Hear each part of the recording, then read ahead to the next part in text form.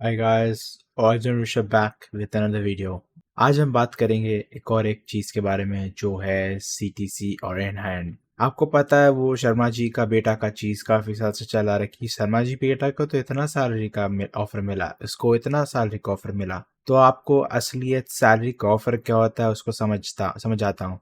अगर आपको in detail जानना है तो आप जाके एक लिंक है मैं डाल रहा हूँ, 01/0 योद्धा एक यूट्यूब चैनल है जो मैंने पहले भी आपको एक यूट्यूब वीडियो उनकी रेकमेंड की है। वहाँ पे वो सीटीसी वर्सेस इन हैंड और यूनिवर्सिटी का लोचा लफड़ा सब कुछ बहुत डिटेल में बताते हैं, बट मैं आपको यहाँ पे छोटे एक भाग में बता रहा हूँ। तो सीटीसी क्या होती है, जो आपको एज ए सैलरी ऑफर होती है। और आपको सीटीसी का फुल फॉर्म जानना है, होता है cost to company. Cost to company मतलब कि कंपनी को कितना खर्चा पड़ रहा है आपके ऊपर। अब वो जरूरी नहीं कि वो आपका एक जो आपकी सैलरी दी जा रही वो है, वो आपका जो सीटीसी होता है वो होता है टोटल पैकेज। अब सीटीसी जो टोटल पैकेज होता है उसमें कई अलग अलग भाग होते हैं। ये खुद भी नहीं जानता था मैं, क्योंकि मैं जितने भी कंपनी में काम कर चुका हूँ वो सब वो स्टार्टअप कंपनियां, उसमें ज्यादा चीजें नहीं होती। उसमें सिर्फ हाँ बोनस है, अलाउंस है और बेसिक सैलरी थी। बट जैसे मैंने ये जीरो योद्धा की वीडियो देखी, मेरे को एक और चीज का पता लगा जिसको कहते हैं ESOP, employ stock ownership plan. ये मुझे पता नहीं था, ये सिर्फ बड़ी कंपनियों में होता है, ये गूगल और वो सब में होता है, या जिन कंपनियों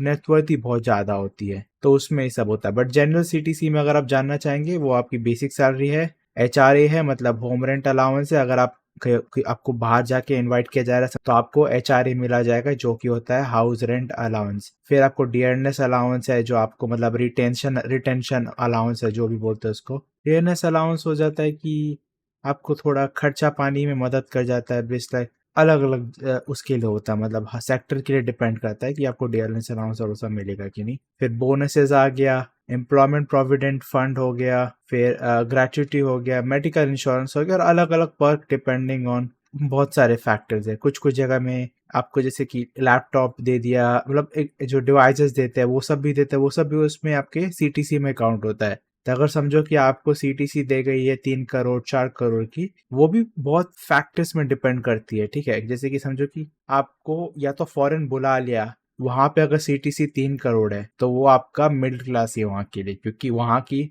इनकम ग्रुप्स के हिसाब से और वहाँ की स्टैंडर्ड ऑफ लिविंग के हिसाब से आपकी सैलरी मिडिल क्लास ही है। आप मतलब वहाँ पे अगर करोड़ों में भी सैलरी मिल रहा है इंडिया के हिसाब से, तो वहाँ के हिसाब से आप लखपति ही हो, तब मतलब वो middle class just upper middle class में आ जाते हैं थोड़ा बहुत। तो वो है। और अगर आपको फ्रॉम होम मिल रहा है या आपको ऐसा कुछ मिल रहा है जो बाहर का कंपनी बट आपको एम्प्लॉय कर रहा है, मतलब उनके रेट के हिसाब से कम सैलरी बट आपको इंडियन रेट के हिसाब से थोड़ा ज्यादा सैलरी मिल जाएगी, वहां पे आपका लाभ है, वहां पे आपका फायदा है। अगर फॉरेन कंपनी आपको इंडिया में हायर करी कोई सर्विस के लिए, तो हाँ उनकी सैलरी के हिसाब से अगर वो अगर अंडर पे भी कर रहे हैं तो आपके इंडिया के हिसाब से सैलरी आपकी बढ़िया है। बट आपको ये सब फैक्टर देखने होते हैं जब आपको सैलरी समझनी होती है किसी की, क्योंकि बड़े बड़े कंपनी में जो जाते हैं जिनको बड़े बड़े अमाउंट दिए जाते हैं, उनकी सैलरी आपके आसपास ही हो सकती है, क्योंकि उनको जो बाकी बेनिफिट्स मिल रहे हैं हाँ वो मिल रहे हैं। बट कुछ कुछ ऐसी चीजें रहती है जो मतलब मेरे को भी पता लगी, जो रिटेंशन बोनस और ये सब जो आता है, जो आपको 2 साल बाद 3 साल बाद कुछ कुछ होता है, जो प्रोविडेंट फंड जो बोला आपकी टेन्योर खत्म होने के बाद मिलेगी। और ईसॉप जो है वो आपकी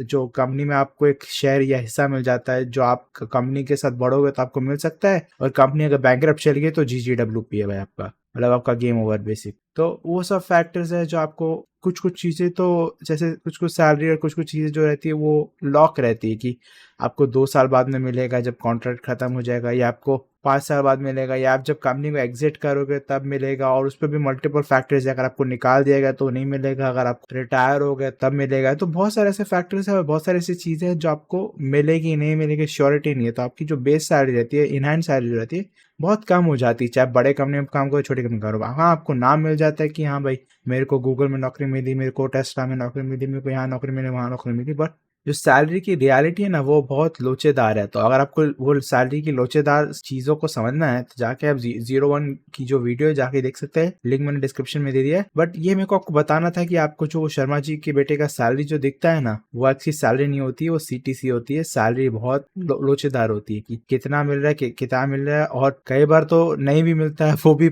एक इशू है। और अभी तो ले ऑफ का सीजन चल रहा है, तो ले ऑफ भी हो सकते हो। अगर बड़ी कंपनी, छोटी कंपनी क्या रहती है, छोटे कंपनी अपने एम्प्लॉय को रिटेन गेन करने की कोशिश करती है, क्योंकि एम्प्लॉय भाई 5 ही तो एम्प्लॉय भाई उसमें। बड़ी कंपनियों में क्या रहता है, उनको शेयर होल्डर्स को प्रॉफिट दिखाना होता है, तो एम्प्लॉय को फेंक देते हैं, छोटे मोटे एम्प्लॉयज को। तो अगर आप लोअर मैनेजमेंट या मैनेजमेंट लेवल पे हो ना, तो आपका कभी भी डी एंड हो सकता है। तो वो भी बहुत सारे फैक्टर्स रहते हैं। तो सतर्क रहिए, सावधान रहिए और अपने दोस्तों के बहकावे में आके ये सीटीसी और इन हैंड की गेम में मत फंसिए। अपना रिक्वायरमेंट के हिसाब से जॉब लीजिए, अपने रिक्वायरमेंट के हिसाब से सैलरी देखिए कि आपको सैलरी में क्या बेनिफिट मिल रहा है, क्या वो बेनिफिट रियली आपको काम आने वाले हैं या वो अननेसेसरी ऐसे ही बस थोप दिया गया आपके ऊपर। और मैं तो कहूँगा इस पॉइंट पे स्टार्टअप पे काम करना बेहतर है, क्योंकि बड़ी कंपनियों को तो प्रॉफिट दिखाने के अलावा कुछ आता नहीं है। वो छोटे एम्प्लॉयज को च्युइंगम की तरह रखते हैं, जब भी च्युइंगम से पूरा रस निकल गया उसे थूक देंगे। तो वही है, देख के समझ के रहिए, सावधान रहिए, सतर्क रहिए और अपना हॉलीडे एंजॉय करिए। मिलते हैं नेक्स्ट वीडियो में। जय हिंद।